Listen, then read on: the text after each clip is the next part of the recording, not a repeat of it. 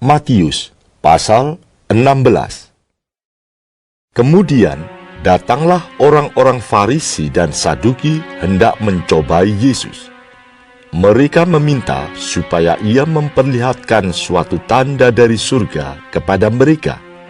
Tetapi jawab Yesus, "Pada petang hari karena langit merah, kamu berkata, hari akan cerah. Dan pada pagi hari, karena langit merah dan redup, kamu berkata, hari buruk. Rupa langit kamu tahu membedakannya. Tetapi tanda-tanda zaman, tidak. Angkatan yang jahat dan tidak setia ini menuntut suatu tanda. Tetapi kepada mereka tidak akan diberikan tanda selain tanda Nabi Yunus." Lalu Yesus meninggalkan mereka dan pergi. Pada waktu murid-murid Yesus menyeberang danau, mereka lupa membawa roti. Yesus berkata kepada mereka, "Berjaga-jagalah dan waspadalah terhadap ragi orang Farisi dan Saduki." Maka mereka berpikir-pikir, dan seorang berkata kepada yang lain, "Itu dikatakannya karena kita tidak membawa roti." Dan ketika Yesus mengetahui apa yang mereka perbincangkan, ia berkata, "Mengapa kamu memperbincangkan soal tidak ada roti, hai orang-orang yang kurang percaya? Belum juga kamu mengerti? Tidak kamu ingat lagi akan 5 roti untuk 5.000 orang itu, dan berapa bakul roti kamu kumpulkan kemudian? Ataupun akan 7 roti untuk 4.000 orang itu, dan berapa bakul kamu kumpulkan kemudian? Bagaimana mungkin kamu tidak mengerti bahwa bukan roti yang kumaksudkan?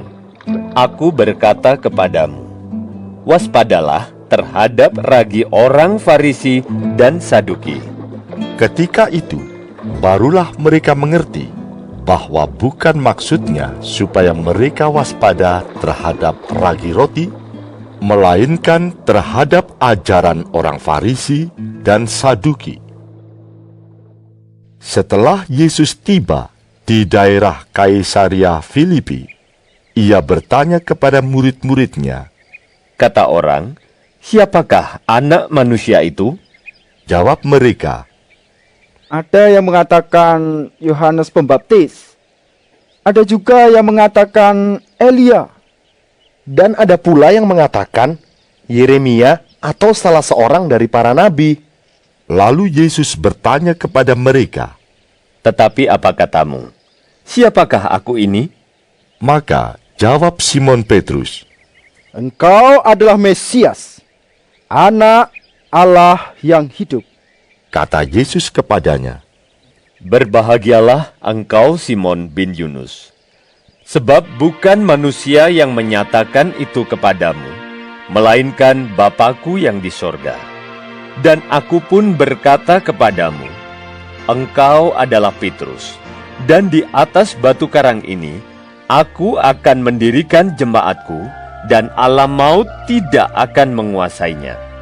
Kepadamu akan kuberikan kunci kerajaan sorga.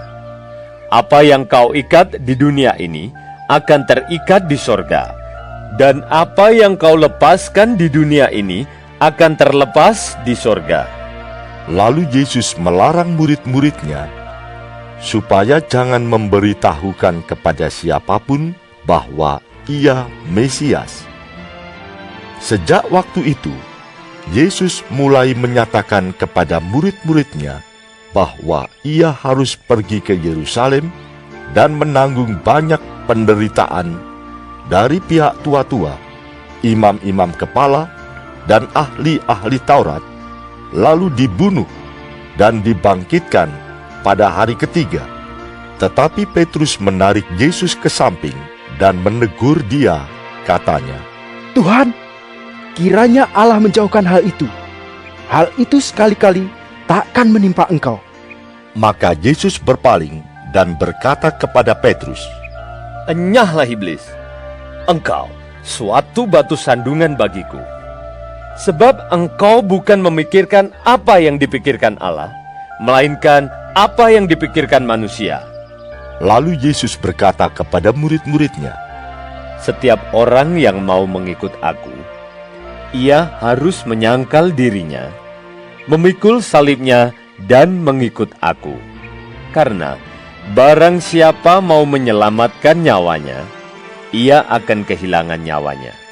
Tetapi barang siapa kehilangan nyawanya karena aku, ia akan memperolehnya. Apa gunanya seorang memperoleh seluruh dunia tetapi kehilangan nyawanya? Dan apakah yang dapat diberikannya sebagai ganti nyawanya? Sebab Anak Manusia akan datang dalam kemuliaan Bapanya diiringi malaikat-malaikatnya. Pada waktu itu, ia akan membalas setiap orang menurut perbuatannya. Aku berkata kepadamu, sesungguhnya, di antara orang yang hadir di sini, ada yang tidak akan mati sebelum mereka melihat Anak Manusia datang sebagai Raja dalam kerajaannya.